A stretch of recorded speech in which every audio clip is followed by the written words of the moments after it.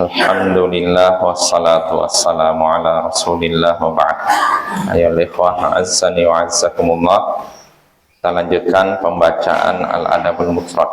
Berkata Imam Al-Bukhari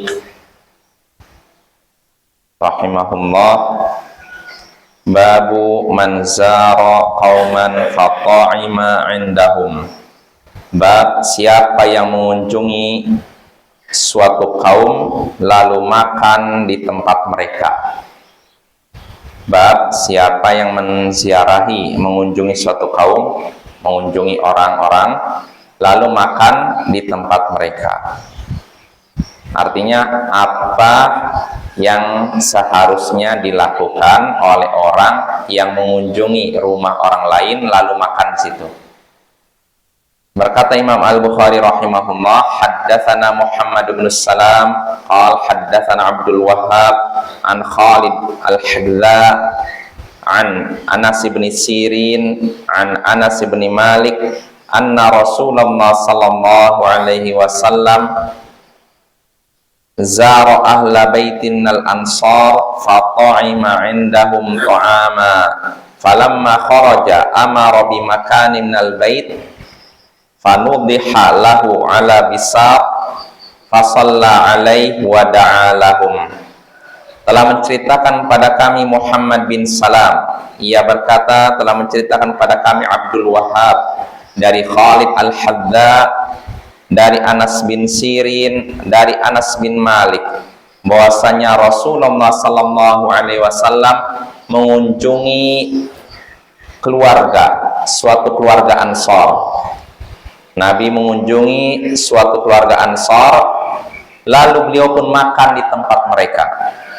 Tatkala beliau keluar, beliau memberikan perintah untuk menentukan tempat di rumah, lalu tempat itu diperciki air di atas hamparan.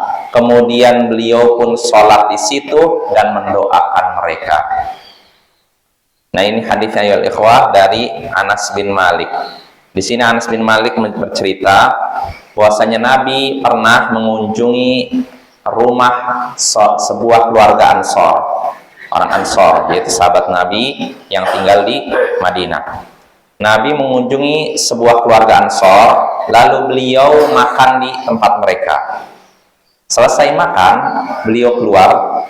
Beliau pun minta ditunjukkan tempat untuk jadi tempat beliau sholat.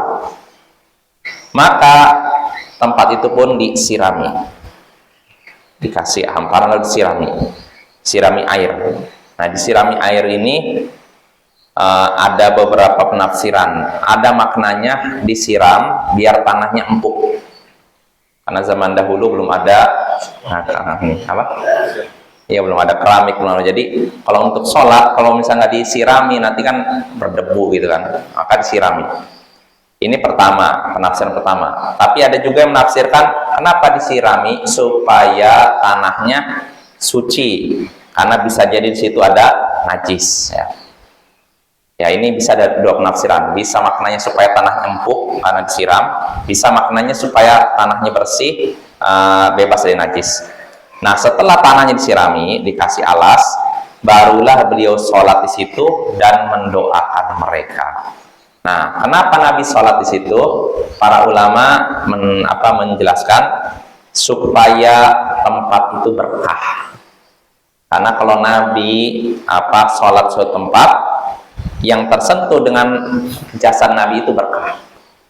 Dan ini cuma berlaku pada Nabi ya. Adapun kalau kita nggak, tanah kita megang, tangan kita nggak megang tanah tertentu, tanahnya nggak jadi berkah ya. Atau misalkan kaki kita nginjak tanah tertentu, tanahnya tidak jadi berkah. Tapi kalau Nabi yang melakukan, iya berkah. Jadi jangan samakan Nabi dengan selain Nabi ya. Nah, ini makna hadis tersebut. Nah, dari hadis ini kita bisa mengambil beberapa pelajaran. Di antaranya dianjurkan mengunjungi saudara seiman. Dianjurkan mengunjungi saudara seiman. Sebagaimana dipraktikkan oleh Nabi. Nabi berkunjung ke sebuah keluarga Ansor. yang tentu saja tidak punya hubungan darah, nggak ada hubungan kerabat, tapi Nabi mengunjungi. Maka ini ada keutamaan tersendiri Bapak ya. Lalu faedah kedua, dianjurkan bagi orang yang mengunjungi seseorang, mengunjungi seorang muslim, lalu makan di situ, hendaknya mendoakan orang yang mengundangnya itu, atau orang yang tuan rumahnya itu. Siapa yang singgah atau berkunjung ke suatu tempat, lalu makan di situ, hendaknya mendoakan penghuni rumah, tuan rumah. Seperti Nabi di sini, beliau sholat lalu mendoakan ya. Dan ini perlu kita ketahui ya, di sini kan sholat lalu mendoakan. Sebagian orang menggunakan hadis ini untuk menyatakan disyariatkan doa bersama. Padahal ada keterangannya doa bersama sih. Nggak ada. Nabi cuma sholat lalu mendoakan mereka. Mendoakan mereka artinya doa seperti biasa kan. Barakallahu fiik wa fi ta'amik, semoga Allah memberkahimu, memberkahi makananmu, ya begitu. Jadi nggak ada doa khusus begitu selesai sholat, nggak ada ya. Karena ini saya pernah lihat ada orang yang membolehkan doa bersama selesai sholat menggunakan dalil hadis ini. Padahal hadis ini nggak ada menyebutkan Nabi berangkat tangan lalu belakangnya amin ya. Cuma dikatakan Nabi mendoakan mereka. Yang namanya mendoakan nggak mesti begini Bapak, bisa semoga Allah memberkahi bapak, ibu, anak, begitu. Itu kan doa kan? Ya doa nggak mesti harus di belakang lalu begini nggak gitu ya. Lalu faedah kedua yang bisa kita petik dari hadis ini, dan ini faedah terakhir, para sahabat mencari berkah lewat sholatnya Nabi di rumah mereka. Para sahabat mencari berkah lewat sholatnya Nabi di rumah mereka. Artinya ketika Nabi berkunjung ke rumah mereka, mereka tidak menyia-nyiakan. Mereka manfaatkan supaya Nabi sholat, lalu mereka dapat berkah. Pertama berkah karena sholatnya, karena semua amal sholat berkah Bapak. Jadi berkah nggak mesti dari zat.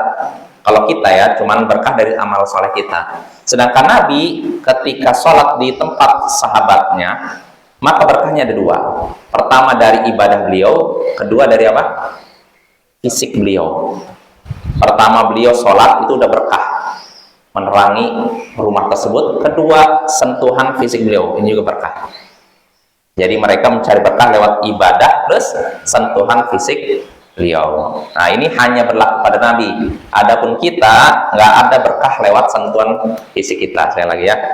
Kalau kita mencari berkah bukan dengan disentuh-sentuh, tapi dengan cara kalau ada orang mau ibadah di rumah kita, itu berkah.